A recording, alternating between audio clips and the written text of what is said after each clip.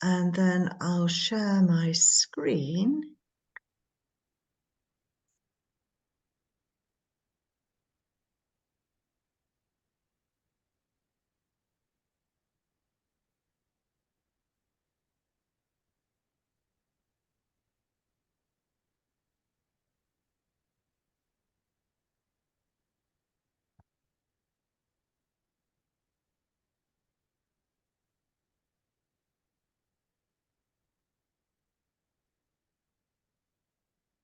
Oh, I haven't got the thing set up right. Give me a sec.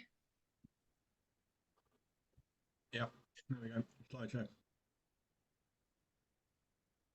That's it now.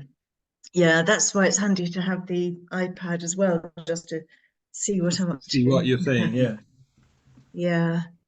So, what time do we make it?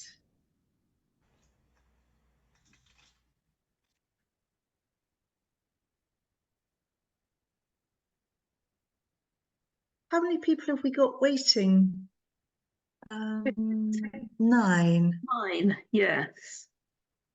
And we've got Rachel. We've got Fran already. That's 10.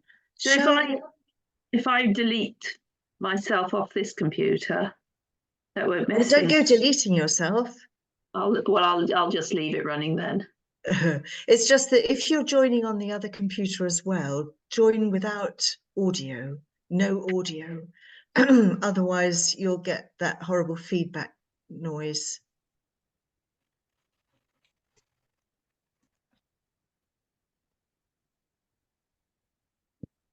Let's see how you do audio on this one. Oh, we'll do whatever seems best. Yeah.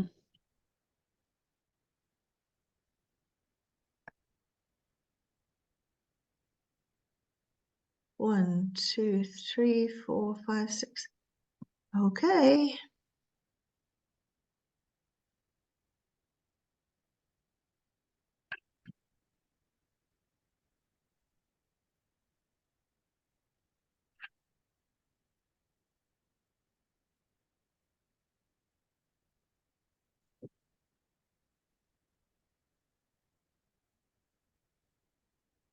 Are you ready, Rachel?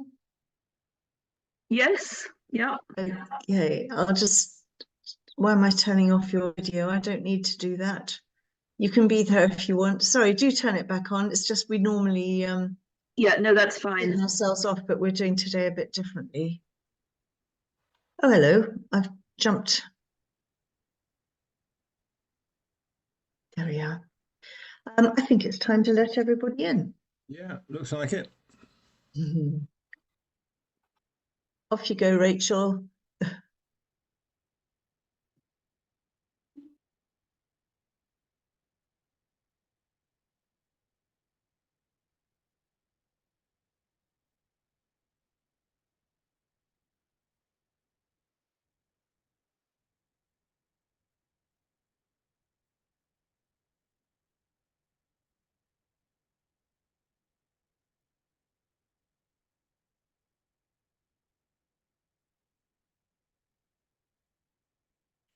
Good evening, everybody. I hope that you've landed in the Zoom all right.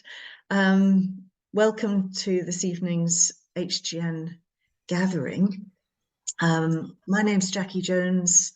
I'm co-chair of HGN with Nick Reed, and we're delighted this evening that we have Alan Heeks, who's going to be running the session. It's going to be a bit different from many of the webinars that we've done recently as well, so a bit more of an experience. We've set it up so that your cameras are off, but it's a small group session, this one, so we would encourage you to turn on your cameras for tonight. And although we won't be doing an official a formal kind of introduction of everybody who's taking part, you might just want to use the chat to introduce yourself, say who you are, where you're from, but you don't have to. Now, I think it was last November that I heard about Alan's new book, Natural Happiness, and said, hey, Alan, why don't we do an online book launch? anyway, it's kind of a book launch, but it's sort of grown into something else as well. Now I'm going to stop sharing this screen. I'm going to hand over to Alan in a moment. And I assume that most people are going to be our members of HGN, Heritage Green Network, or get our newsletter. Otherwise, you probably wouldn't be here.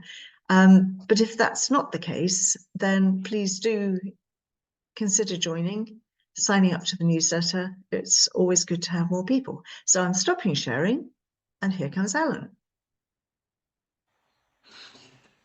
Well, really happy to be with you this evening. As a member of HGN, I feel I'm among friends, and I know enough of HGN to know that I think a lot of what I'm going to be talking to you about this evening are really shared interests coming from a shared set of values between us.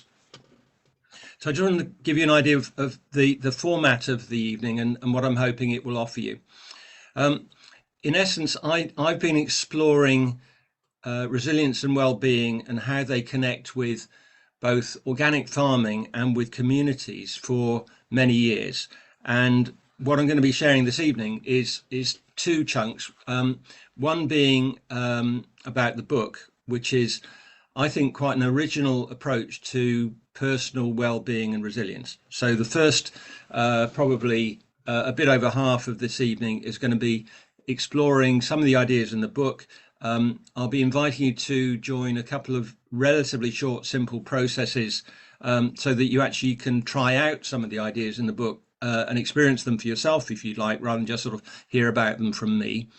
And there'll also be time after each of those exercises for a bit of discussion, questions, etc. So, you know, the aim is to make it quite an interactive session.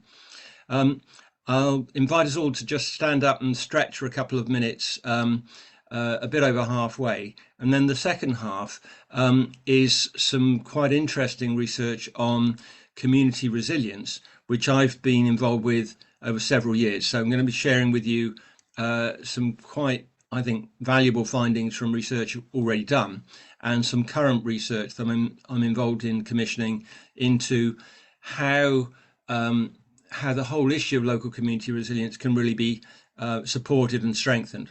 Because I suspect many of you share my view that in the current situation and the future outlook, the resilience of local communities is going to become increasingly crucial. And, you know, I value sharing some of this not only this evening, but as a sort of shared journey with any of you who would like to follow it up after this as well. So, as I said, the first half of this session is going to be about my book, Natural Happiness, which is published this month and is really the fruits of over 20 years of sort of work on my part in terms of involvement with organic farming and then leading a lot of workshops using the same material. So I'm going to start with sort of the backstory of how this all came to be, because it continues to surprise me that I got involved in this kind of thing at all. Can we start screen sharing again, Jackie?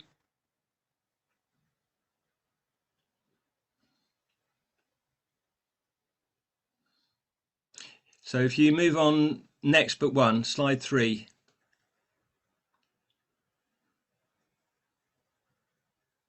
That's it, thanks. So I had a reasonably successful early career in, sorry, we've gone back, Jackie.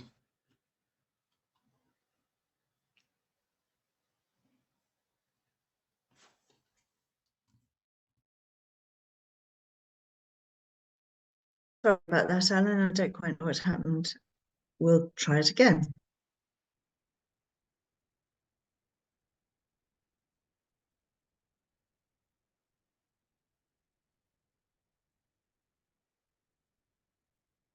Yeah. So this is Magdalen Farm in Dorset. As I was saying, I had a reasonably successful early career in businesses. Jackie, it's gone back again. What's the problem? That's it. And at the age of 42, I became increasingly disillusioned with the world of big business and basically dropped out and followed a wild impulse to start an organic farm from scratch. The idea was great. The idea of an organic farm which would help young people to sort of find their roots and find their way in, the confusion of adolescence. Can we go back, please? Thanks. So the idea was great. The wild idea was that I was well suited to do this. I wasn't. I had no experience of farming, charities, education, but I thought it was a great idea. And after quite a lot of trial and error, we successfully established a mixed 130-acre farm with a dairy herd, arable crops, market garden, and so on. And I think the big education in this experience at Magdalen Farm, which I hadn't expected, was understanding from the roots up how organic systems work compared to industrial chemical farming. And that's really the essence of what my book explores. So I'll come back to that a little bit later. Jackie, we have the second slide. Next slide.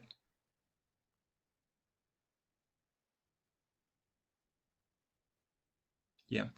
So I then moved on to start another education centre, a 70-acre wood in Wiltshire called Hazel Hill Wood. I bought it as basically a commercial plantation from a pension fund, and slowly learned about conservation forestry, which is a bit like the equivalent of organic farming in the forestry world, and found that the way that people relate to trees, I think, is quite a profound sort of way of engaging people with nature. So this is me on the right with a group exploring the sort of material we're going to explore this evening. So the book has been formed not only out of the experience of the organic farm itself, but out of the experience of working with a lot of workshop groups, probably hundreds and hundreds of people over many years, and a wide variety of people as well. Community groups, business groups,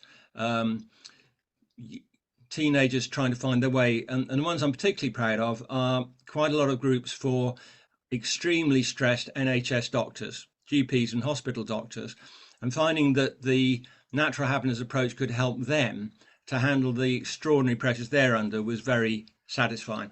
The next slide, Jackie. So the third place that has shaped the book is this is the community market garden that my wife and I were involved in setting up when we were living down in Dorset. And I think there's a huge value to gardening as a community. I think it's, the analogies between the communities in nature and human communities are quite powerful, especially when you're sharing tasks that connect you with the earth, as that garden at Lynch's actually did. So can you stop the screen sharing now, Jackie?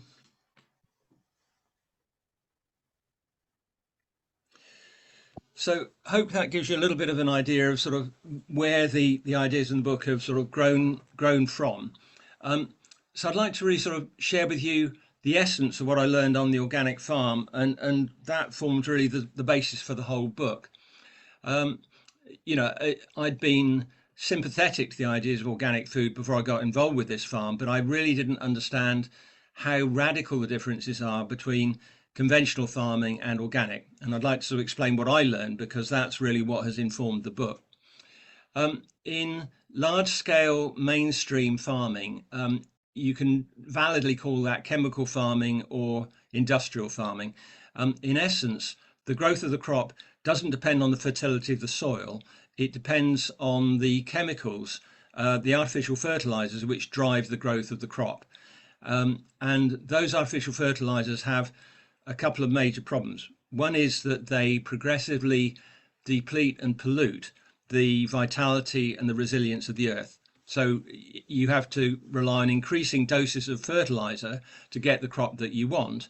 And meanwhile, the soil is becoming exhausted and polluted. And the second problem is that these fertilizers actually drive the growth of problems more than they drive the growth of the crop. So they drive the growth of pests and weeds, which mean that along with the artificial fertilizers, you actually have to start depending on artificial pesticides and herbicides to suppress the problems that you've aggravated. Now, I don't know whether you're beginning to suspect a parallel between what you might call environmental sustainability and human sustainability. But this was the sort of light bulb moment that I had after 7 years of being involved with the organic farm, was to see the parallels for people. And my perception is that a lot of people are being driven along by pressures, particularly at work, that are quite comparable to artificial fertilizer. So, the gig economy, tight deadlines, 0 hours contracts, the kind of, bullying culture that we see, particularly in large work organizations. I think all of this is very similar to the way that artificial fertilizers drive output, but actually pollute and deplete the resources involved. And I think human resources are getting depleted in the same way. And also think there's a parallel that I see a lot of people who are basically dealing with their stress by suppressing it artificially. And what I would see in the preoccupation with social media, with heavy drinking, all sorts of other addictive escape mechanisms, is that we know that those are not actually resolving the issue. They're simply suppressing and aggravating the issue. Now, if we look at the organic system as a contrast to that, one of the things that really struck me as I started to understand organic farming and meet other organic farmers and learn from them, is that for an organic farmer, the most important measure of success is not how many crops they grow, it's actually the quality of their soil. They know that if their soil is healthy, full of vitality, that not only means they can keep growing crops, but it means that their soil can withstand extremes of climate, which we're increasingly seeing. So, if you've got resilient soil, it can cope with droughts and heavy rainfall a lot better than the sort of exhausted soil that industrial farms have to work with.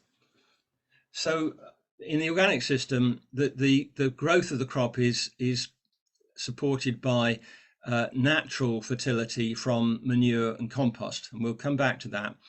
And it's also supported by what are called nitrogen fixing crops. So, for example, if you're growing wheat in a field, which is quite a demanding crop, it takes quite a lot of nitrogen and fertility out of the soil. Then what you do is, after 2 or 3 years of growing that demanding crop, you actually grow a restorative crop like clover, which puts nitrogen back into the soil. And this is what's called crop rotation. And I've found that idea of crop rotation invaluable in my own life and work. It's like when I've been doing a really sort of stressful job, I now sort of instinctively say, okay, don't move on to the next stressful job. Give yourself a break, go for a short walk, phone a friend, do something that actually restores your energy before you go around the cycle again. So I'm hoping that gives you the gist of the approach that the book explores. And it explores it through what I call the 7 seeds of natural happiness. I'd like to explore a couple of those in short exercises this evening, and I'll touch on what the others offer briefly a little bit later on. But at this point, I'd like to sort of invite you to join me to explore the first of the 7 seeds, which is called Try the Tree Talk. Jackie, can we have the next slide, the Tree Talk slide? We certainly can, Alan. And do we want to just tell people that at some stage we can pause the recording for purposes of privacy? Okay. Yes. Yeah, so that when we get to questions and discussion, we'll be pausing the recording. So, everything will be in private when you get to that stage.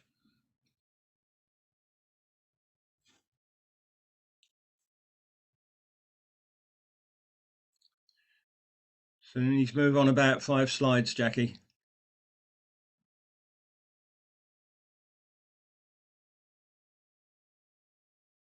That's it, thanks.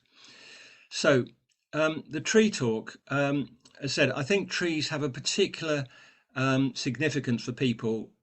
We can relate to the idea of a tree, and I'd like to invite you in a minute to explore the idea that you, as a piece of human nature, have roots and a trunk and branches and fruits a bit like a tree.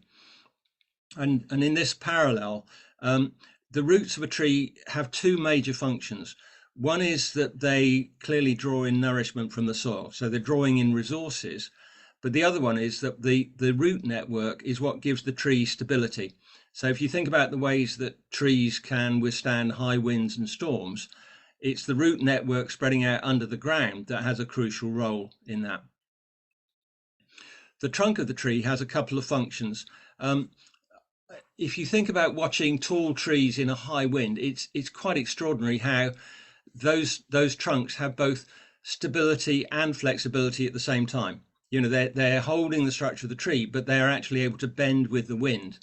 And they also represent the way in which, if you like, the tree uses the resources that come up through the roots, so that those resources are processed and fed out into the branches and fruits. So then at the top of the tree, we have what you might call the outputs. You know, the branch network is where the tree produces its blossoms, fruits, nuts, berries, whatever it is, it's the outputs. So I'd like to invite you to join me in a short visualization, exploring this idea of the tree talk. So you might like to close your eyes for this, and you might also like to stand up, entirely up to you, but I find that it can help to sort of be standing as you try and imagine yourself as a tree. So if you just get yourself comfortable standing or sitting. Yeah, can we keep the slide on, Jackie? So I'd like to invite you to picture a tree. It might be a real tree that you know, or you might like to imagine a tree, but just try and get a physical sense of yourself with a tree and making some physical contact. So you might like to imagine that you're leaning back against the tree, that you're hugging the tree, or sitting at the foot of the tree. But really try and get a sense of that physical contact. And although we know we're on a Zoom call, try and imagine you're actually outdoors in nature with the sounds and the smell and the touch of nature around you with this tree.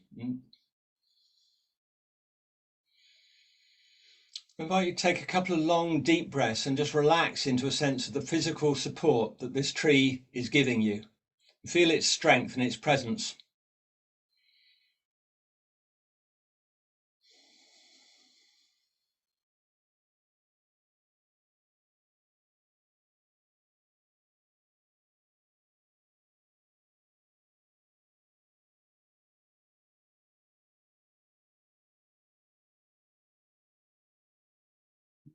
Start to imagine that you have roots, just like the tree that you're standing with. Imagine you have roots spreading out below the ground, and you get a sense of how big your root network is.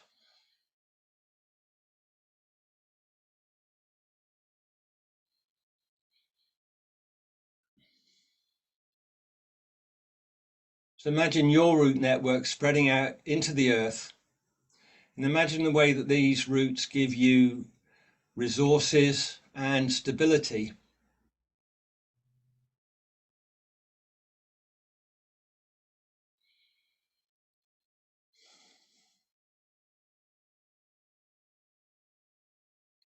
And I invite you to check out whether you feel like your root system is as big as you want it. Would you like it to be more extensive, to bring you more nourishment, stability, or is it enough for your needs?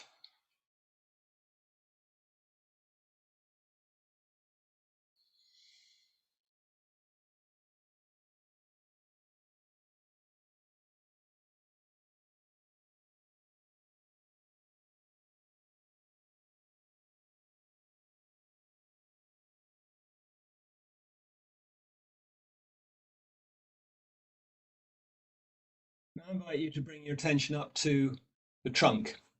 So imagine that your trunk needs to give you both strength and flexibility. You might like to check out whether you feel you've got the right balance between those two. Are you flexible enough? Are you strong enough to support the structure of your branch network? So how does your trunk feel?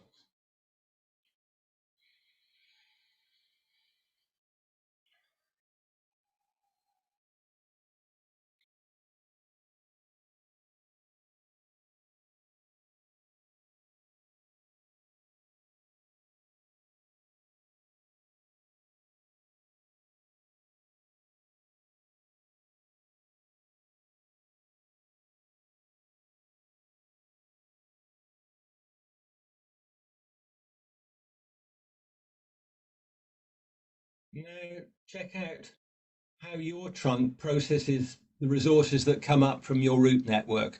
So do you feel that you're able to use the resources that come into you well? Would you like to be able to use resources more effectively? What would that mean for you?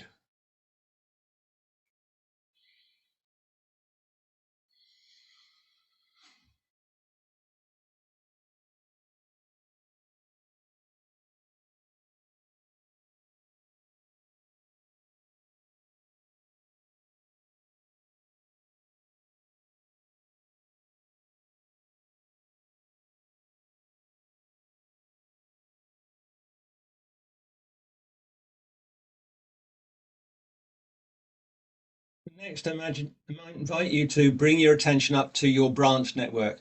Imagine this is high above your head, like the branches of the tree that you're with.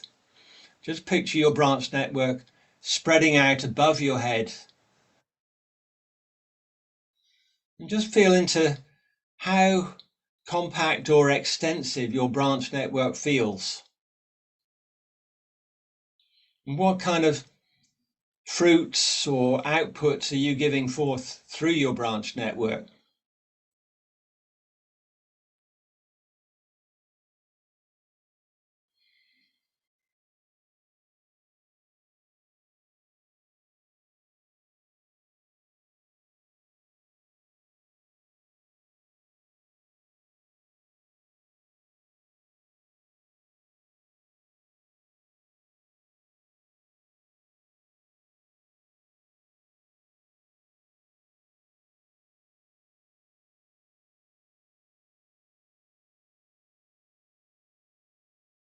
And now I invite you to check out whether you feel that your roots and your trunk and your branches are in balance. You may feel that you're giving out too much in your outputs relative to the root network that's bringing the resources into you. And if you imagine you were a gardener with an apple tree in that situation, you'd know that the ways of balancing the roots and the fruits are either to feed and nourish the roots some more and extend the root network, or else to prune back some of the branches. So you might like just to check out whether you would like to bring yourself more into balance by either extending your root network or pruning back a few of your branches.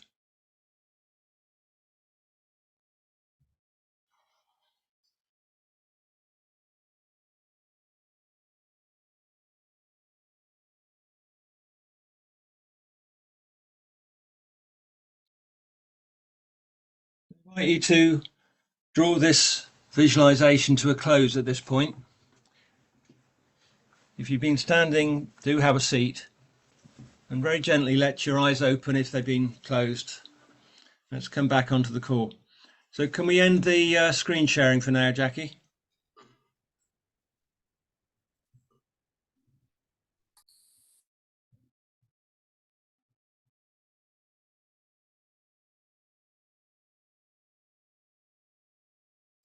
I'll be interested to hear any comments, feedback or questions from that. You can probably realise that this is even better if it's done outdoors with real trees. But I have, run it for a number of online groups and found that people's imagination has got pretty good in the last few years. So if you've got any feedback, comments, questions about the tree talk, please feel free to share them. And Alan, would you like me to pause the recording? Yeah, please. First one. Thanks, Jackie. And I think it's foundational because part of the point of it is to show us that, I think a lot of us believe that contact with nature, getting outdoors is good for our well-being, but actually we can draw much more deeply and subtly on nature if we engage with it in this way. If we see the parallels between the processes in the natural world around us and the processes within our own human nature. And so I think the tree talk is a good way to start this series of analogies. The second of the seven seeds, which I'll just mention briefly here, is about the idea of using natural energy sources. So as I said, it really struck me as I got involved with organic farming how damaging and artificial the energy sources are for conventional industrial farming. And I think all of us are quite aware that it's a fossil fuel derivative, and we're seeing increasingly the issues around groundwater pollution with the River Wye and all the rest of it. The equivalence of the energy for organic growth in a farm or a garden for people, I think, is quite interesting. I mean, firstly, it, as you might guess, points us towards eating in a healthy way, so that we're getting, positive energy from our diet rather than a lot of sugary foods that are a bit like artificial fertilizers. They carry a temporary stimulus and they carry problems with them. The two that I think are more interesting in a way are what does it mean to get sort of energy, emotional energy for people, and what does it mean to get inspirational energy? And for me, emotional energy is a bit like solar energy. If you think about, try and recall a situation in which you were really warmly appreciative of something you did. Remember that sort of warm glow of energy that spreads through you when somebody's, that was terrific, you really did well with that. And in my experience, particularly if I go back to my time in managing work organizations, if you start to give out appreciation, you can actually develop a sort of virtuous circle where, by you expressing more appreciation in a work group, everybody else starts to do as well. The whole culture can warm up. And the other thing I like about it is that I think that appreciation, like solar energy, is sort of free and abundant. You just have to sort of start to harness it. And the other energy source that I think is a really valuable clean energy source for people is inspiration. So again, if you think about times in your life when you've had a real sense of purpose, a sense of connection to the bigger picture, certainly for me, that's been incredibly energizing. And it's the sort of inspiration that has kept me going through difficulties and challenges, and even more if you're in a group that has a shared inspiration. And I've been very fortunate. If I take the organic farm, for example, where I was a complete novice, what got me through that was the fact that we had a really dedicated group of people creating the farm, a group of trustees, experienced organic farmers who were helping us. So that sense of shared inspiration between people, I think, is hugely helpful. So I'd like to move on to the third seed, which is composting. And I think this is probably, in my experience of working with groups, composting is the one that people get most quickly. So the idea that in a garden or a farm, if it's run on organic principles, it's actually the waste, it's the muck, it's the crap that is actually a major source of fertility, is just quite exciting, I think.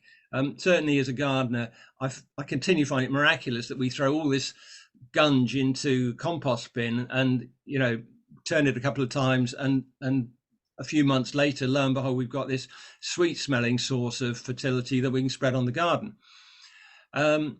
So the idea that we can, if you like, compost what you might call negative human energy, I think is really quite an exciting one. And when I'm talking about negative human energy, I'm not talking about sort of plastic cups and car fumes. I'm talking about negative emotional energy. I'm talking about anxiety, anger, disappointment, and also negative mental energy. So I think quite a lot of us spend quite a lot of our time fretting, going round and round, worrying about things. And this issue about how to come through this and harness this negative energy rather than just spend energy suppressing it, I think is quite a powerful one. So that's what I'd like to explore. Again, this is going to be quite a short exercise, and if you would like to try this out on a minor irritant in your life, then feel free, but please don't try anything major. We don't have a lot of time this evening, and I'm not pretending that a short exercise like this can sort of sort out major issues. I do think the principle of composting can be applied on several scales, and I'll come back to that. So can we have the next slide, Jackie?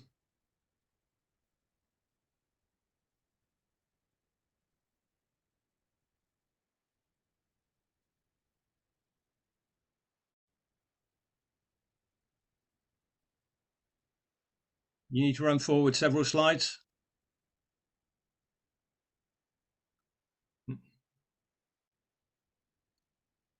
Yeah, that's it. Thanks. So, I said, negative waste can be transformed into a source of energy, and I think into a source of insights. So what I'd like to this evening is just take you through a very short sort of taster approach to composting negative energy. Again, you might like to close your eyes for this, and you might like to stand up, because it's going to be a sort of circular breathing process that we're going to do, but that's all entirely up to you. And if you want to pick a sort of minor irritation so that you're trying this out for real, please feel free.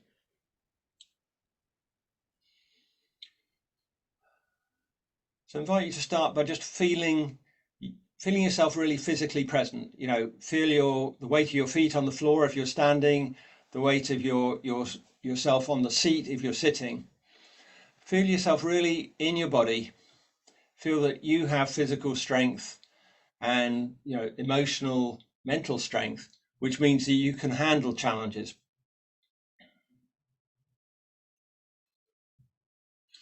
Now I invite you to start breathing more deeply than you usually would. If you can breathe in slowly through the nose, pause when you've breathed in, and breathe slowly out through your mouth as fully as you can, and pause when you've breathed out.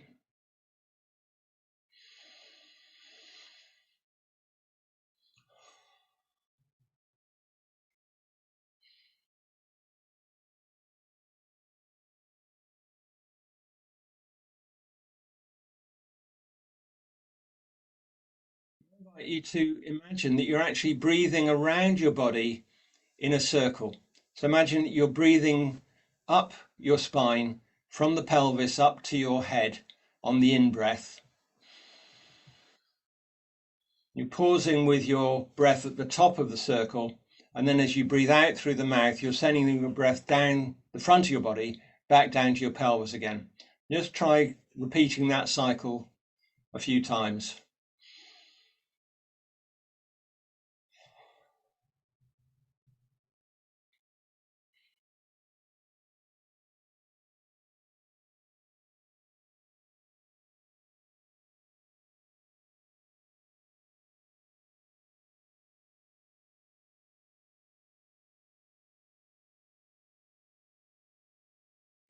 If you are working with some minor irritation that's bothering you, I invite you to try and locate that irritation in your body. See where it is and start to breathe through it and move that irritation around this cycle. So move the irritation around the circle with your breath, going up your spine to your head, down the front of your body, carrying this irritation with you. So you're starting to move it.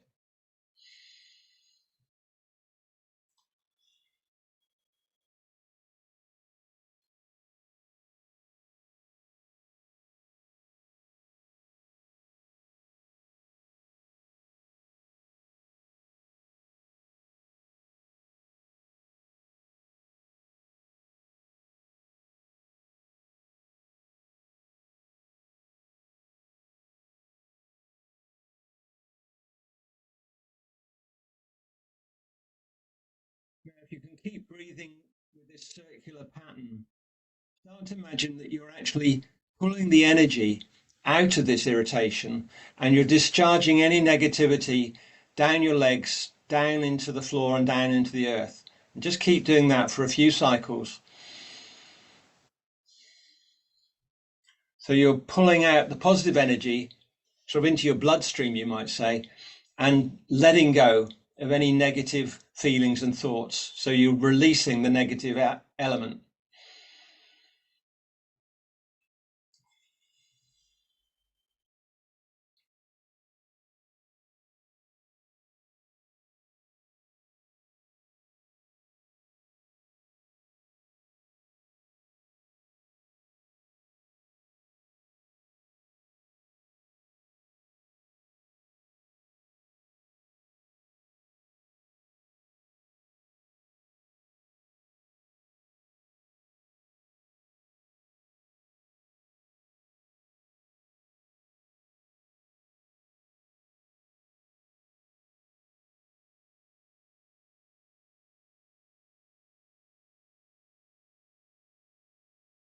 I want you just to let this breathing pattern come to a close. Imagine you're dropping out any negativity into the earth. You might give your hands and your feet a little bit of a shake. You can stamp your feet a couple of times. Have a seat if you were standing. Let your eyes open.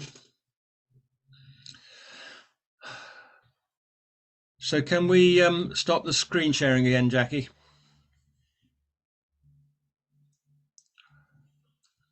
And can we stop the recording as well? We'll pause it. Thanks. I spent quite a lot of time looking at in detail how composting works in the garden or the farm, and I got quite excited to realise that this analogy works in quite a lot of detail as well. So in the book, I analysed 7 stages of composting in the garden, and how each of those 7 stages has a sort of counterpart for human activity as well. Clearly, if you're dealing with a major crisis in your life, you might well want at minimum to sort of talk with a friend, or you might want professional help. So I'm not suggesting this is a kind of solution for everything, but I do think that you can use this idea of composting for quite a lot of the issues in your life. And I think what I've also found is that it gives me more resilience sort of in anticipation. The fact that I have a way of dealing with setbacks makes me, somewhat less apprehensive about hitting the setbacks in the first place. So, Jackie, can we have the next slide? I'd like to move on to say a little bit about climate change, and one of the other aspects of the book is how we can explore climate change through this lens.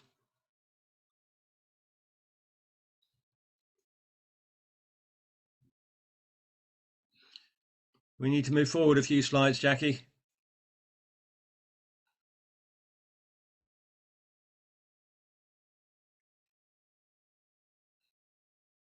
Keep going. Next, book 1.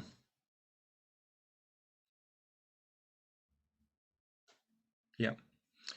So, as someone who's been following the organic agriculture scene for quite a long time, the idea of regenerative agriculture has become very topical in the last 2 or 3 years, and with good reason. So that's one of the lenses that natural happiness can offer us around the whole situation with climate change. Have the next slide, Jackie. So, this is a sort of brief digest. There's a whole chapter in the book called Growing Through Climate Change. So firstly, it's quite clear that, there's a really urgent need to increase resilience, both individually and collectively for people. And in the same way, the need for a massive increase in the resilience of farms, market gardens, agriculture is equally urgent. And some of the responses in the farming and gardening scene are very relevant to the situation that we face in human nature. So I've already touched on the second point here a little bit, that I think organic cultivation is a really powerful, tangible, sort of earthy kind of set of metaphors that show us how to look after our own human sustainability. And if we move on to regenerative agriculture, there's quite a lot in the principles of regenerative agriculture that we humans can learn from as well. So one of the ones I particularly like is the first one here about reducing intensity. So I made extended visits to a couple of regenerative farms to see what they were doing and what regeneration meant to them. And one of the key things in both cases was they talked about reducing the intensity with which they were using their land. What that basically meant for them was that they were expecting to reduce the outputs from their land. This is either the number of sort of, tons of wheat they grow, or the number of livestock per acre that they're producing. And the point of reducing intensity is that you're clearly putting less demand on the earth and on the ecosystem. But just as importantly, this meant that they could avoid dependence on external inputs. So in both cases, their aim was to stop buying in, feed and grain to feed animals from off the farm. And those inputs are becoming more and more expensive and more scarce. So the idea was to, in effect, become more self-sustaining by just working within the constraints of the farm, within the inputs that they could grow on the farm itself. And I think that has a very powerful pointer to us as humans. We're currently in a society that is geared to horrendously high rates of consumption. We know that we're using the material resource of the earth at a rate that is completely unsustainable. And we're in a society that sort of pressures us to do that. But if we can make a conscious choice to reduce the intensity of our lives, in the sense of reducing the intensity, particularly of the way that we use material resources, and therefore reduce the number of inputs that we need and reduce the amount of money that we need to sustain ourselves, I think this is a really crucial part of regeneration. The second regenerative principle I'd highlight here is the one about what's called rotational grazing and recovery cycles. Sorry, that's slightly technical, but what it means is that very often on regenerative farms, they're moving their livestock around the field, sometimes almost daily. And the idea is that if you use the resources, the grass pasture, briefly rather than exhausting it, and then you move on, actually it recovers more quickly, and you can then get more sustainability out of your resources. So I think what I would say in terms of the analogy for people is it's not only about the intensity of the resources we use, but it's actually about the duration of our use of them. I don't know if that quite makes sense, but with the rotational idea, we're using resources briefly, we're giving them time to recover, and then we're going back and using them again. So it's a little bit like the crop rotation idea that I was talking about earlier. The idea that if you're using your own personal resources or some other resources intensively, you do that for a limited period, and then you leave time for them to recover. There's a lot more in the book, but I just want to highlight a few things here. So the last one I wanted to highlight was the idea of adaptive agriculture. I've been involved in responses to the climate crisis for probably about 15 years now. And one of the ways of responding to the crisis that has helped me a lot is something called deep adaptation, which was introduced by Jem Bendell, professor at University of Cumbria, about 5 years ago. And the key thing about adaptation is that what he's saying is that it's clearly crucial to mitigate our impact on the environment as far as we can. Reduce emissions, reduce impact on habitats.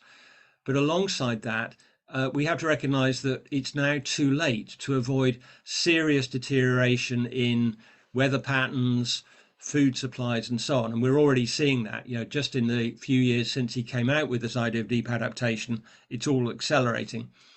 So the idea of adaptation is the idea of looking at ways that we can systematically change our approaches in order to deal with climate extremes, disruptions to services, food supplies, and so on, that we've come to take for granted as a stable part of our lives.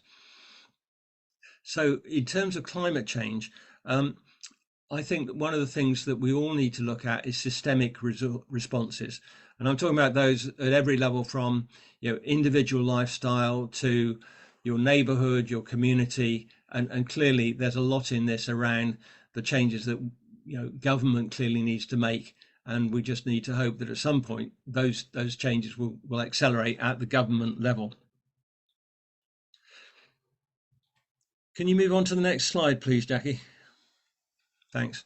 So at this point, I'll just give you a summary of the 7 seeds, and shortly we're going to have a sort of a break, and then we'll move on to the sort of community resilience work. So the first one, the tree talk gives you a gist of what I mean by nourishing your roots, and hopefully you got a little bit of experience of that with the exercise that we did. Using natural energy sources, we've touched on. Composting, you've hopefully had a little bit of experience about. Number 4, shaping uncertainty.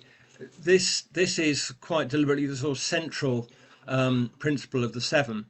And you can probably see that whereas the first 3 are very much about sort of infrastructure, the 4th one is more about the way in which we as individuals or groups engage with the world around us. And this was one of the big insights I got from being involved with organic farming. I was lucky to have a very articulate organic farmer. I was the chair of the charity that set up the farm. I wasn't the farmer, but Peter, the farm manager, was very articulate about what was different about organic systems. I can still remember one day he said to me, "Alan, you need to realize that running an organic farm is like driving a tractor without a steering wheel." And he was exactly right. And you can imagine that coming from the world of sort of large businesses where I had been trained to think that I could take control and make things happen, organic farming was a real shock to the system. His point was that whereas in a chemical farm you can make things happen, but we know that there are serious downsides in the way that is done. In an organic system, you can only steer and shape the characteristics of the organic system that you're with, the organism, if you like. So you can encourage the direction that you want, but you can't force it. And that's what I mean by co-creativity. So in essence, the idea of co-creativity is that I think often we find it quite difficult to tolerate dilemmas, uncertainty, and conflicts. We often sort of make a snap decision or walk away from them because we're not good at holding the tension of a difficult or confusing situation.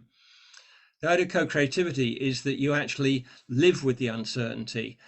You dance with it, you play with it, you go on long walks and see what your intuition has to say to you about it, rather than abruptly forcing your way through it.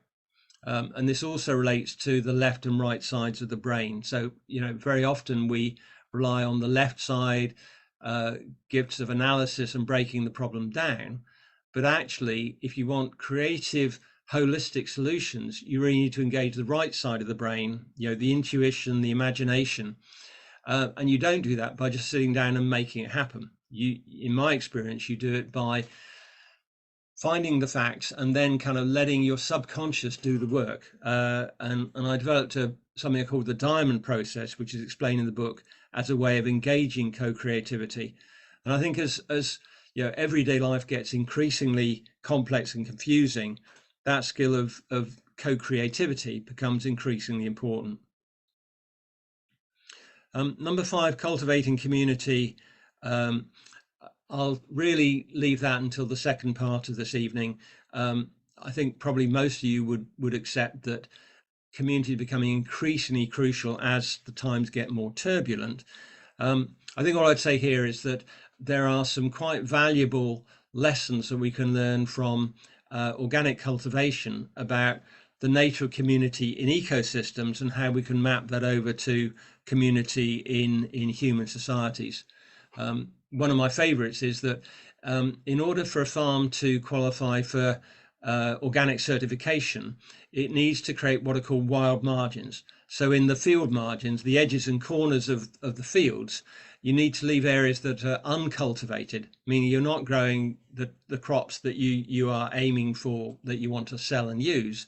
You're leaving areas where wild grasses, wildflowers can flourish, and therefore where insects flourish. And very often what you find is that the antidote to a new pest or weed in your main crop comes from the wild margins. So if you like, the predator that will deal with the new pest, you don't have to kind of use a pesticide or a herbicide.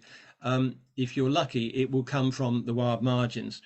And I think that that's a very powerful analogy in human communities as well, that quite often when we're facing a difficult situation, the solution will come from, if you like, the mavericks, the outsiders, the people who may be a little bit discordant and difficult to include in the group, but they're the ones who see things differently and may come up with more original ideas. And that's what I call the wild margins of human communities.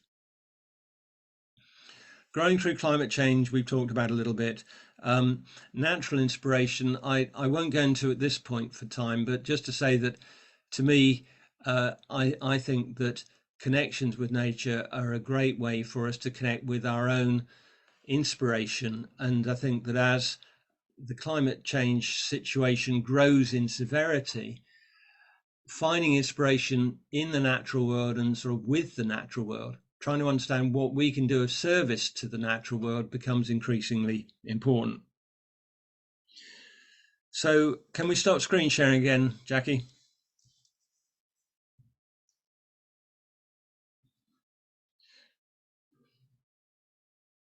Okay. So I've obviously rattled through that at some speed, and if any of you want to explore it at more depth, then the book is now available, and there's also quite a lot of resources on my website. We'll put the reference at the end, but it's naturalhappiness.net. At this stage, if there's anything that anyone would like to just pick up on from what I've said about the summary of the 7 seeds, then please feel free to ask questions, and I'll sort of hope to give you a little bit more information at this stage.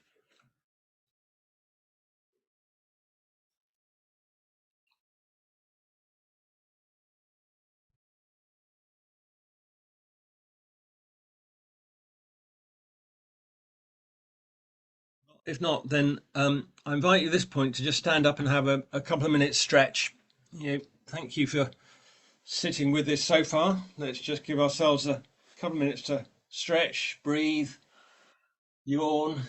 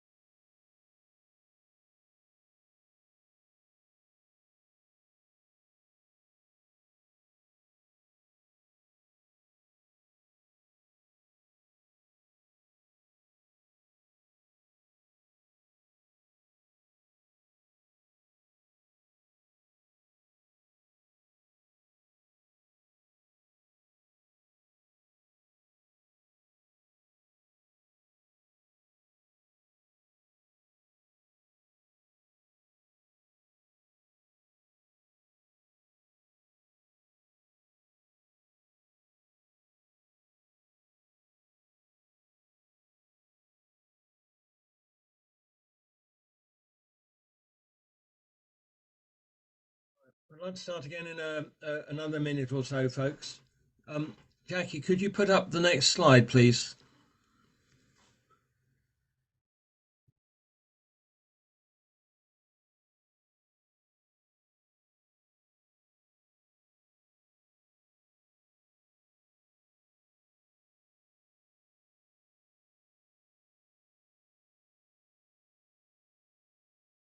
Yeah, that's it. Thanks.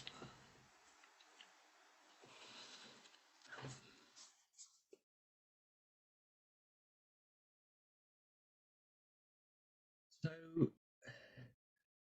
the whole issue of community resilience, I think, has become quite a hot topic in the last couple of years, as it's clear that we're heading towards a lot of turbulence in society in the years ahead. Somewhat to my surprise, I realised that I was thinking about this and frankly worrying about it back in the year 2012. What I want to do at this stage is just share 2 pieces of research that I've commissioned that have already been done. This one back in 2012 and another one that was completed last year, and then move on to talk about a current piece of research that I've helped to commission and where that is heading. And I'm hoping this is going to be of interest to you, because I think all of us are going to need to get involved in raising the resilience of our local communities in the next few years. My view is that at this stage in the climate crisis, community resilience at the local level is one of the best ways that we can actually improve our capacity to deal with the disruptions ahead. There's a huge amount that clearly we would like governments to do and businesses to do and all the rest of it. But if you look at the reality of the last few years, you can see that that's very unlikely to happen. So this research was called Facing the 2020s back in 2012. And in the email afterwards, I'll send you around a link so that you can get more of the information from this research. But it was quite an extensive study. It was done by a consultant called Rios Partners, who do research on sort of major social policy issues. And it involved interviews with people in national and local government, in community groups, and in sort of, charitable foundations working in the sector. And one of the things that we were really interested in was that if you looked at any particular issue, for example, community energy companies, community housing provision, community employment generation, in any of these, you could find a few really impressive pioneering projects in a specific community, but a whole series of communities with similar characteristics didn't have similar projects. So there was evidently a major issue, and frankly, there still is a major issue about what you call the replication of very good projects. Why was that the case? The essence is that second line in italics. What we realized was that these successful projects typically had depended on what I call superhuman pioneers. I think we've probably all seen the type. I mean, Anita Roddick was a great example, for example, people who just seem to have endless inspiration and enthusiasm and would keep going despite setback after setback and wouldn't take no for an answer. So that was one crucial thing. And the other one was what we call windfall funding.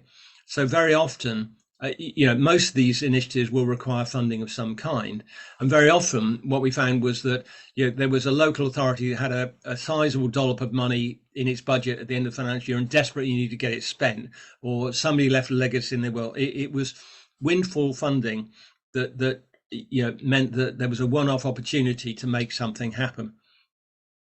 So there are quite a lot more conclusions in the report, but three that I would highlight here because I think they're all of relevance for the times ahead. Firstly, the idea of simply documenting what these pioneering projects and pioneering individuals actually did, creating what you might almost call a recipe book, so that replicating them doesn't depend on more superhuman pioneers. You create a system whereby the information available for regular human beings to replicate them instead. The second one, frankly, I think is probably the more difficult one, which is reliable funding sources. Funding is a big issue in just about any kind of innovation that I've seen.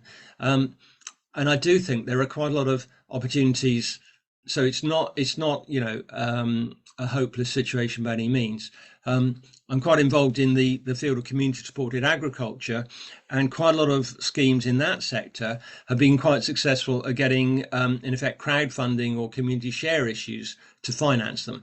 So, if you get the right message and the right vehicle, then there is money that can be raised from communities themselves. I think there's a lot of scope from ethical investors, both individuals and also, there's a growing sector of ethical investment, pension funds and investment trusts. And obviously there's the issue about government funding, which, there are pockets of government funding that can be found for things. So, that one needs a lot of investigation. The third one might surprise you, but what we realized is that one of the things that made innovation in community resilience projects difficult was that when they were pioneering, they really didn't have experienced professional support. And I'm talking about people, legal specialists who could advise on the right legal structure, finance specialists, people could help them to raise finance and to structure the finance effectively. So the whole professional sector, which might seem almost invisible to us, would actually make a huge difference in how easily professional organizations could actually take themselves forward. Can we have the next slide, please, Jackie? So more recently, I sort of renewed my interest in community resilience as I felt that the situation we're all in has been getting more difficult. So this is the second piece of research they want to share. For the first one, we never actually published the report. We got somewhat overtaken by events, so I can send you a link to a summary. This one, there is a report available on my website as a free PDF download, so you can read this at your leisure if you would like to. My aim in commissioning this piece of research was to get a clear understanding of what we are heading into. There's plenty of doom and gloom and alarmist forecasts in the press and the media, but what I wanted was sort of authoritative, quantified forecasts where they're available of what is probably heading towards us and what we could do by way of response. So this research was done by environmental think tank in Bristol called the Schumacher Institute. That's different than Schumacher College in Devon. And Schumacher Institute, I've been working with them for several years. They have a very good network of researchers, and so it was desk research using mainly online resources. But what we did, the Institute and myself agreed a list of the 8 major threats that we wanted to assess. These included, obviously, climate change, also related issues, particularly disruptions to food security, which I think is going to be a major issue over the next few years. And certainly Jem Bendell, in his original deep adaptation paper, highlighted food security as one of the major early sources of social disruption in Europe during the 2020s. Probably worth adding that Professor Tim Lang, who's Professor of Food Policy at City University London, I went to the Abergavenny Food Festival last year to hear him speak, and there he was saying, folks, we need to be preparing for serious food shortages and major food price inflation within the next 5 to 10 years. So, this is a threat that's coming towards us rapidly. The other threats, some of them may be less familiar to you. One that we felt was significant over the next 5 to 10 years is the whole issue about cybersecurity. So the issue of internet and mobile phone systems going down. And if you think about how heavily almost everything depends on them currently, that's the implication of that are almost unthinkable. So this report, I think it's about 40 pages long. For each of these 8 risks, it gives the best authoritative, quantified forecasts over time that we could find from UK government resources, consultants, NGOs, etc. It then gathered the best sort of advice that we could find from online resources, websites, government policy as to how local communities might respond to those threats. By and large, what I have to say is that the threats are pretty serious, pretty alarming, and frankly very hard to take on board. When I got the finished version of the report and read it, I just kind of put it away and didn't do anything with it for 2 weeks because it was just too hard to take it on board. There's a lot of worrying information in there. What I would highlight is that I think that the kind of know-how, advice, support, guidance for local communities in responding to these threats is quite scattered, and also that what you might call the sort of public sector policy responses are pretty limited as well. So one of the things I learned from doing this report is that the UK government publishes a thing called the UK Risk Register every 2 years, in which it assesses a whole series of threats, and it assesses them by impact and probability. So it gives us a sort of priority view about the kind of issues we should be worrying about. And then on a county by county basis, there are things called local resilience forums, which are where, you know, the local authority, fire services, ambulance services, civil defence, etc., are talking about how to respond. Having dug into that a bit, my impression is that firstly, the UK risk register is really adrift on some of the big issues that we identified in this report. And secondly, that the local resilience forums are by and large sort of looking perhaps at sort of, you know, immediate emergencies like flooding, but not looking at systemic breakdown of things like food supplies, power supplies, IT systems. So I believe there's an urgent need to improve the kind of resources that are available and the coordination between local community groups and the sort of public sector at the local level. Can we have the next slide, Jackie? So as I started to sort of explore how to respond to this rather, you know, alarming future risk review, I've been reaching out to a number of organisations and also obviously talking to you know, Schumacher Institute themselves. I've had some very helpful conversations with Gail Bradbrook, who, as you may know, was a key co-founder of Extinction Rebellion, has probably largely moved on from that to other issues, and currently sees community resilience as being a very high priority. She lives in Stroud, so she's not too far away from us, and she's been one of the people who's been kind of advising me on, you know, how she feels we can respond to these issues, and that's what's led to this scoping study. So this is research that's actually underway right now. So the questions we're exploring this scoping study said here. Firstly, what kind of resources, processes, information are currently available to help communities to respond to the climate crisis and sort of related impacts, you know, food security, power breakdowns, etc. From what I've done so far, the research that I've done, and you know, I've been running a few webinars on this topic. My impression is that the resources that are currently available, and I'm talking about more information resources at this point than, I mean, finance, let's not even go there, but the information resources are, I don't think, well organized. I don't think they're well tailored to what local community groups need. So that my impression is that a lot of local community groups around the UK are frankly reinventing the wheel. You know, it's quite heroic, but they're sort of working it out for themselves rather than being able to draw on the successful experience that probably exists somewhere in the UK or elsewhere for the issues that they're dealing with.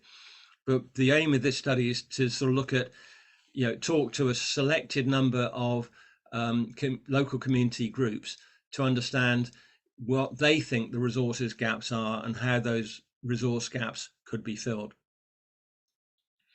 The second big question we're looking at is about networks. So my impression so far is that there's a real lack of networks who could share information between community groups and also share support. So most of the community groups that I've spoken to, they may have quite a good sense of cohesion of people within their local community, but the sense that they're shoulder to shoulder with similar communities facing the same issues, that they can exchange information, know-how, learn from each other's successes and failures, give each other sort of moral support, that really seems to be missing. But again, the point of the scoping study is to check that out. Yeah, ask a range of community groups, do they have those sorts of networks in place? What would they like to see, and how could that be created? The third thing we're looking at is that, you know, simply providing information resources like a website is really unlikely to achieve very much. You need to find a way of helping local groups to engage with the issues. There are a whole load of, I guess you could say, both interpersonal skills around, building community, dealing with differing opinions within communities, project planning, how to engage with your local authority and with other, formal bodies. There's a whole load of skills that are needed, and I think when we talk about catalysts, what I and the people I'm working with, like Gail Bradbrook, are picturing are individuals who could go into a local community group and work with them to, in effect, coach them and guide them about how to get their community group organized, engaged, motivated. And the issue about participation, I think, is a major one as well. Again, most of the community groups that I speak to really fret about the fact that their membership is a small percentage of the people living in that neighborhood or community. Quite often people say, well, frankly, we feel this issue is urgent, but we haven't got very far beyond the local suspects. So the issue about how to get beyond the local suspects is a very hot one at the moment. One of the interesting projects that I've been talking to is a project called Cooperation Hull, where the people organising Cooperation Hull are using people's assemblies as a way of getting much wider engagement. They're actually running a people's assembly for each postcode in Hull, trying to get much wider participation from across these communities and work with the issues that those communities are identifying. So the plan is, so this research is underway right now. The hope is that the report will be issued sometime in April, and it will be made freely available through my website and publicized. This work I'm doing through a different website and a different project name. So the project name for the work I'm doing on community resilience and climate change is called Seeding Our Future. We'll show a slide at the end, I think, to give you the website, but it's seedingourfuture, all one word, .org.uk. So I think this is really quite important, and one of the other partners in this research is an organisation called the Network for Social Change, which is a network of, I suppose you could call them philanthropists, basically. It's people who've got a bit of capital and want to put it into projects that are going to help social progress. So the Network for Social Change has funded things like the Green Alliance, the Land Workers Alliance, and they're interested in the possibility of putting funding into whatever the findings are from this scoping study. So I'm hopeful that it's not going to be one of the pieces of research that simply comes out and sits on the shelf. It's very much aimed at guiding action on information resources, helping to create a network, helping to create this sort of catalytic capacity. And as I said, if any of you would like to be kept posted on this, then you're very welcome to contact me by email after the group, and I can add you to the mailing list, which we'll be sharing information with a range of community groups. So can we stop the screen sharing at that point, Jackie?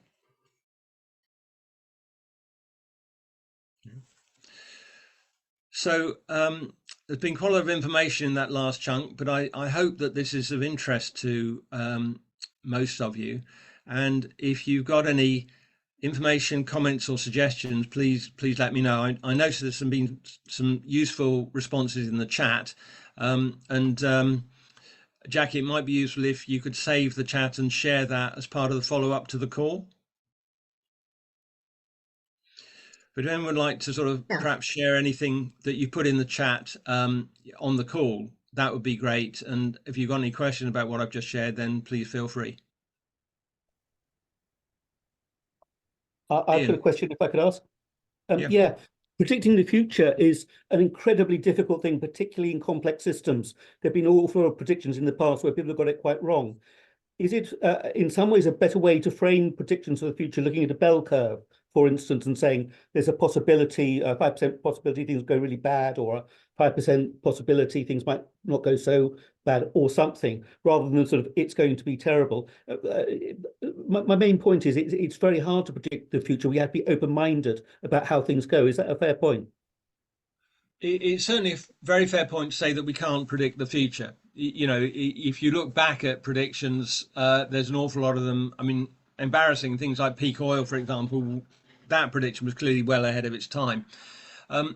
One of the early things I remember picking up about resilience was the US Army, which actually is quite a sort of smart operator in its own way, looking at sort of future issues and concluding that the best thing it could do is actually to increase its resilience and its capacity to respond in general, rather than its capacity to respond to this specific thing or that specific thing. So I think it's a fair point, Ian. And I also believe that it still brings us back to the urgency of increasing community resilience. But rather than saying it's resilience for this one thing, it's more a matter of saying this set of resilience skills would actually help us with a variety of the things that might come at us. Thank you. Good point. Yeah, thanks.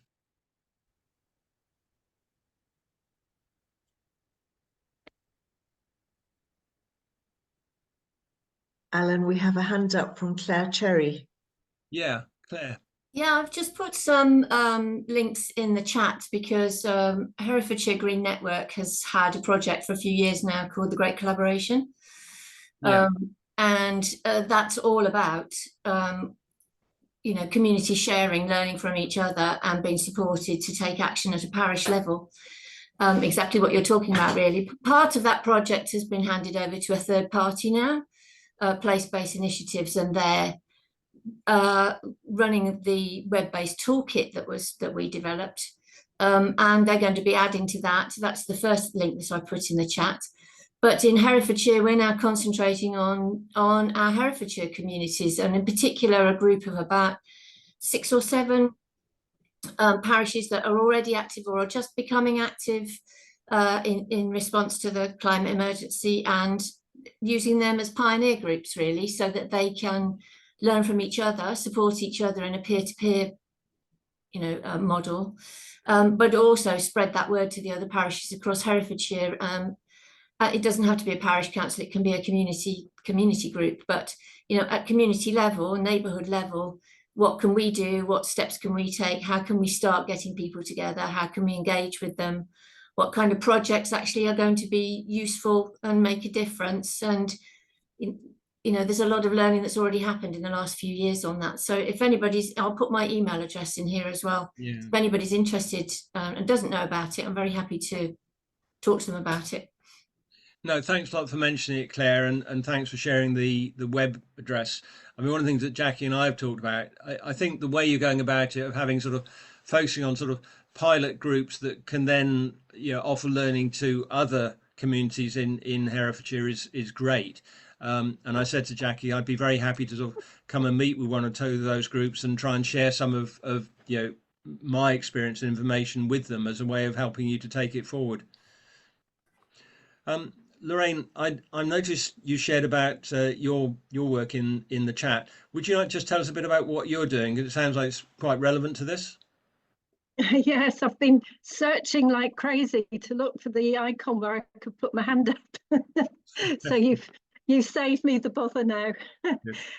Yeah, we started about 4 years ago when a group of us asked the town council to declare a climate emergency, and they said yes, of course, and they declared the emergency, and we said, right, that's great, now what are you going to do about it? And they turned around and said, what do you want us to do about it? So they encouraged us. There were a couple of councillors and then a couple of people, sort of some from the church, some from other groups in the town and various other people. And there's about sort of 10, 12 of us formed this community, this climate action group.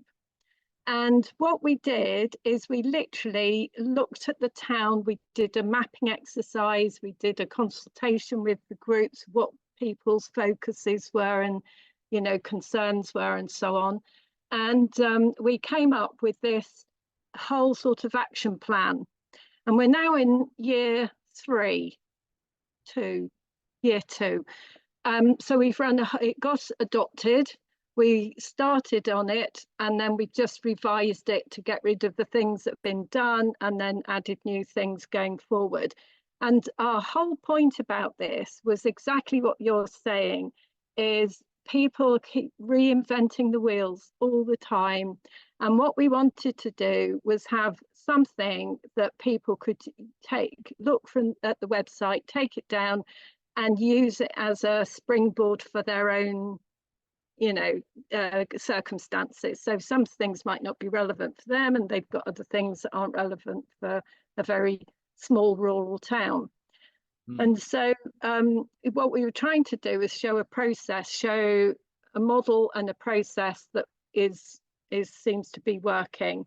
And then latterly, last year, out of this, it became increasingly evident about what you were saying with food resilience and so on. And we're very fortunate to have a person in the town who's got a PhD in community food resilience. So she wrote the strategy from not only a personal, because she has a small holding, but an academic point of view, very practical point of view. And we've done it again as a model, so anybody who wants to take up that can use it as a model and adapt it to their own circumstances. And all of it is on our website, so it can be downloaded from there. Well, I mean, what you're talking about, I mean, community food resilience plan is exactly what I think every local community should be doing.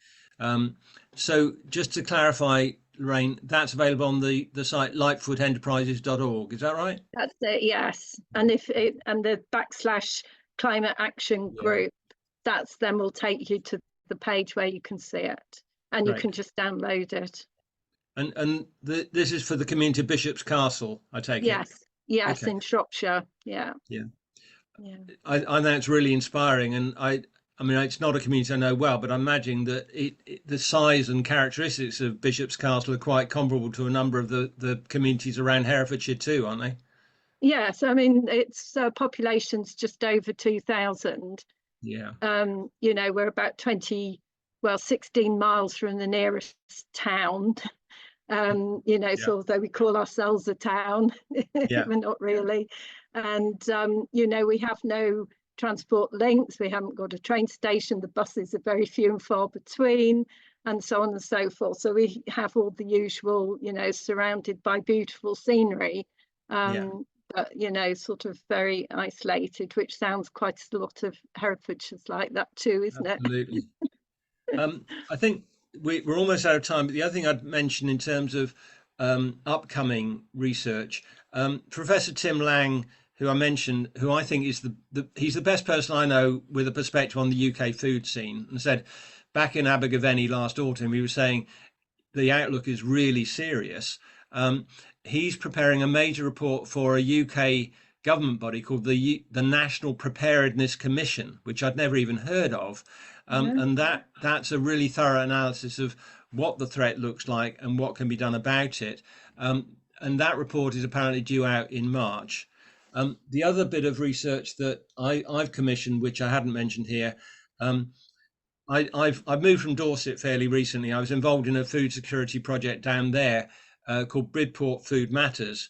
And since I've moved, they have also done a food resilience plan, a bit like the one you're mentioning, Lorraine. But the other thing that I commissioned down there was a report looking at the kind of adaptive cultivation methods and crops that we would need in the southwest of England in order to keep producing despite climate change. So, we're in a far better position in the UK than, say, the Mediterranean, where food production is forecast to halve by 2050 because of the lack of rainfall. We're going to get plenty of rainfall, but in extreme downpours, and we're going to get plenty of heat, but in droughts. So I found a PhD student in agroecology who did a report looking at what the forecast would be and what the change in cultivation methods and crops could be for anyone from a sort of home market garden or allotment holder through to a farm. And having now moved up to the Welsh borders, Elise has now done an updated version of this, which will be issued probably in April, which is the same thing for sort of Wales and the Welsh borders. So it's looking at, you know, the climate issues here, the crops that become marginal, the crops that become viable, and so on. So I think if you could, I think in the follow-up, Jackie, the best thing is if we send website addresses for Seeding Our Future in the follow-up, that's where you'll find it. And it should be out in April, and it'll be a free download. So, Thanks. folks, we're out of time. I've really enjoyed the chance to share this with you. I hope it's been fruitful for you. And so we'll put some resources in the follow-up email. Jackie, do you want to just reappear and close the show for us? I do indeed. Thank you, Alan. I should be visible and audible at the moment, I think. I'd just like to thank Alan on behalf of Herefordshire Green Network. I'd like to thank all of you for coming as well. Alan, I think you've given us 2 great talks in one.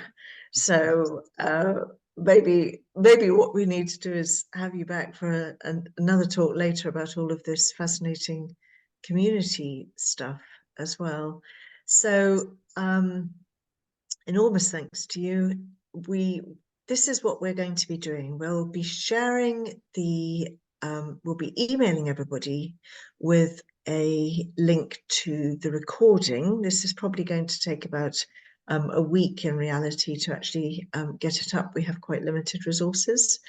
And in that link, in that email, we'll put the links to the websites, etc., and other resources that Alan has mentioned.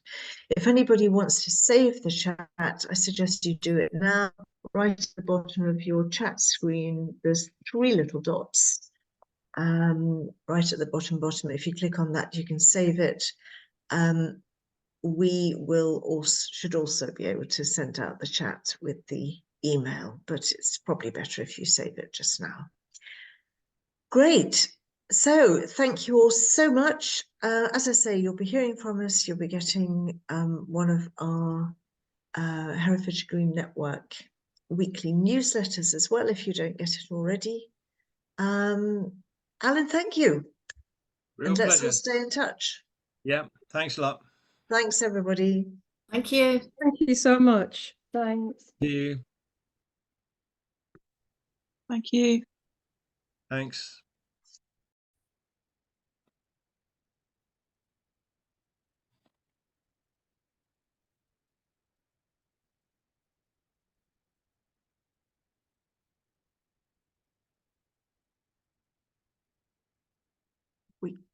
I think it's just us lot left. Is that right? I think it's just the home team now. Yes, I think it is. We actually can't see you, Jackie. Your camera's off. No, it's not. Curious. Well, if you look on your iPad, you'll see that all we're seeing is a camera with a bar through it. Yeah, curious. Oh well, never mind. Just now, it's curious. I've got my little lights on. Something's. Anyway, never mind. Never mind. I'll press stop video. Yeah. And I'll stop recording. By the way.